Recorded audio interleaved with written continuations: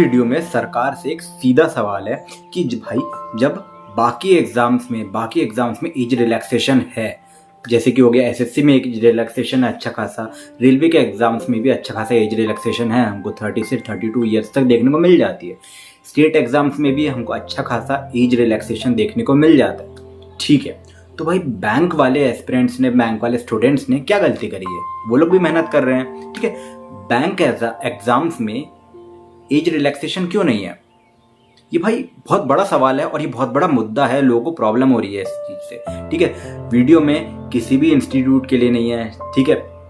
ये जो आवाज है ये लाखों मेहनती छात्रों के लिए है कि ठीक है, जिनकी एज ज्यादा हो गई है, ठीक है, जो इस साल एग्जाम नहीं दे पा रहे हैं, उनको बहुत ज्यादा प्रॉब्लम हो रही है, ठीक है।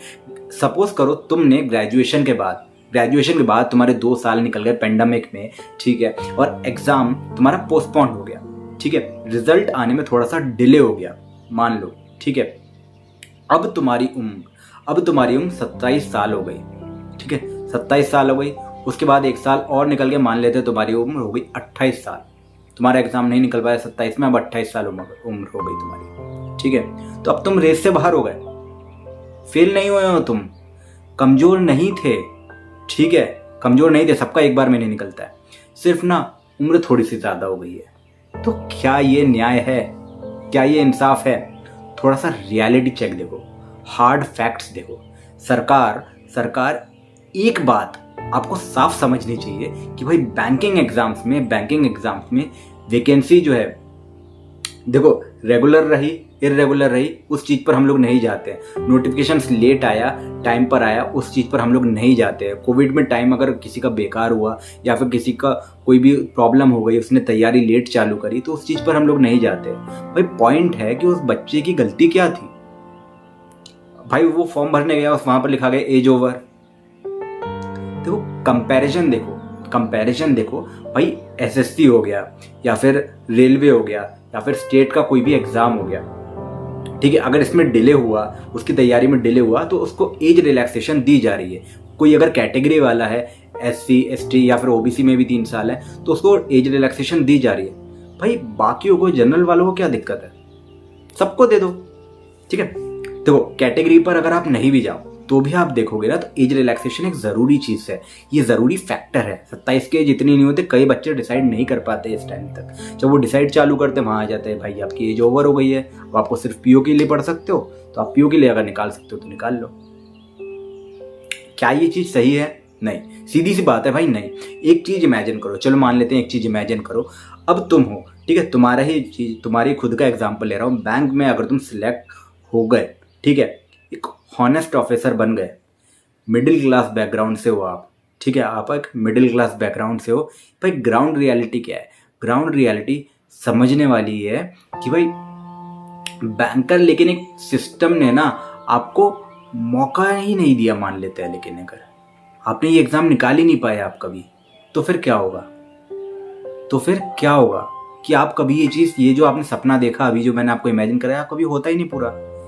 एज ना बढ़ना कैंडिडेट की गलती नहीं है, पेपर डिले होना या फिर ये सब चीजें कैंडिडेट की गलती नहीं है भाई। ये पेपर अगर किसी साल नहीं होता है, जैसे आरबीआई असिस्टेंट का पेपर 2-2 साल 3-3 साल नहीं आ रहा है, ठीक है, तो ये कैंडिडेट की गलती नहीं है, कैंडिडेट का फॉल्ट इसमें नहीं है। वो बच्चे ने तैयारी करी लेकिन उसकी एज ज्यादा हो गई और आपने भाई उस 4 साल तक फॉर्म ही नहीं निकाला आरबीआई असिस्टेंट का, तो ये कैंडिडेट की गलतियां नहीं है, ठीक है।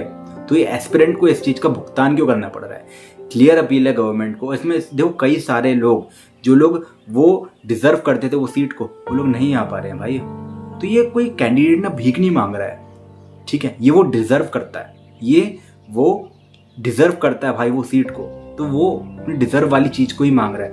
2 से 3 साल आपको एज रिलैक्सेशन दी जानी चाहिए कम से कम, और ठीक है, अराउंड 30 to 32 ईयर्स तक होना चाहिए एज। ये बात तो भाई आप लोग भी समझते हो, ठीक है, या फिर आप लोग ये चीज़ को अच्छे, मेरे से बेहतर तरीके से डिसाइड कर सकते हो, गो फॉर इट। लेकिन ये चीज़ आपको समझनी पड़ेगी कि भाई कैंडिडेट्स की ये रिक्वायरमेंट है, ठीक है। अब देखो क्या बेनिफिट होगा इस चीज़ से, तो भाई एक चीज़ ये समझो, भाई सरकार को भी इस चीज़ से फायदा ही होगा, ठीक है। एक्सपीरियंस बच्चे आएंगे आपके पास, मैच्योर कैंडिडेट्स आएंगे जिन लोगों ने ज़्यादा अच्छे से तैयारी करी है, ठीक है। तो और आपके जो ये जो अनएम्प्लॉयमेंट वाली चीज़ें चल रही हैं वो भी यहाँ से फुलफिल होंगी, है कि नहीं। बैंकिंग का वर्कफोर्स जो है वो स्ट्रांग बनेगा, ठीक है। कि चैरिटी नहीं है, ये स्मार्ट पॉलिसीज है। अब आप लोग को ये सारी छोटी छोटी चीज़ों पे ध्यान देना पड़ेगा। ये बच्चों के मुद्दे हैं और जो बच्चे स्टूडेंट्स लोग हैं उनके लिए इंपॉर्टेंट है, ये सारी चीज़ें मायने रखती हैं, ठीक है। शॉर्टकट्स कोई भी नहीं चाहता है, ठीक है। बस इतना कह रहे हैं भाई, ये नहीं कह रहे कि पेपर आप इजी बनाओ, इतना कह रहे हैं कि हमें भी वो फेयरनेस दो ना। आप जितने भी स्टूडेंट्स हैं उन सबको फेयरनेस दो। गवर्नमेंट एग्जाम्स जो है वो गवर्नमेंट एग्जाम सबके लिए बराबर हो, ठीक है। एज रिलैक्सेशन सबके लिए अच्छा हो, ठीक है। रिजर्वेशन वाली चीज़ पे मैं यहाँ पर बोल ही नहीं रहा हूँ भाई, एज रिलैक्सेशन तो आप बराबर कर सकते हो सबके लिए, ठीक है। एज रिलैक्सेशन सबको बढ़ानी चाहिए, ठीक है। अगर आप लोग भी ये चीज़ चाहते हो तो भाई वीडियो को थोड़ा बहुत शेयर कर देना, शायद किसी काम के इंसान तक पहुंच जाए जो ये आवाज़ को, हमारी जो बातें सुन रहा हो और वो इस चीज़ को हायर मुद्दे तक पहुंचा पाए, ठीक है। तो वीडियो छोटा सा शेयर करना है भाई, आप कर सकते हो। कमेंट चाहो तो कमेंट कर सकते हो और इसको शेयर करो तो ज़्यादा अच्छा, जितना ज़्यादा आप लोग शेयर करोगे उतना ज़्यादा अच्छा होगा, है ना। क्योंकि आप लोग भी मेहनत कर रहे हो और मुझे लगता है कि भाई आप इससे ज़्यादा डिजर्व करते हो, है कि नहीं। तो अगर आप इससे ज़्यादा डिजर्व करते हो तो आपको थोड़ा सा भाई इसके चीज़ पे एफर्ट डालना पड़ेगा। ऑलराइट, तो आज की वीडियो में इतना ही शॉर्ट क्रिस्प पे वीडियो मैंने बनाया था एंड अपन मिलेंगे अपने नेक्स्ट वीडियो में। तब तक के लिए आप भगवान की सेवा करो, माँ बाप की सेवा करो, खूब दिल लगा करके पढ़ाई करो, आप बहुत आगे जाओ, भगवान से यही प्रार्थना है मेरी। ऑलराइट दोस्तों, अपन मिलेंगे अपने नेक्स्ट वीडियो में। तब तक के लिए बाय बाय, जय श्री राम, राधे राधे, हर हर महादेव। अच्छे से पढ़ो यार।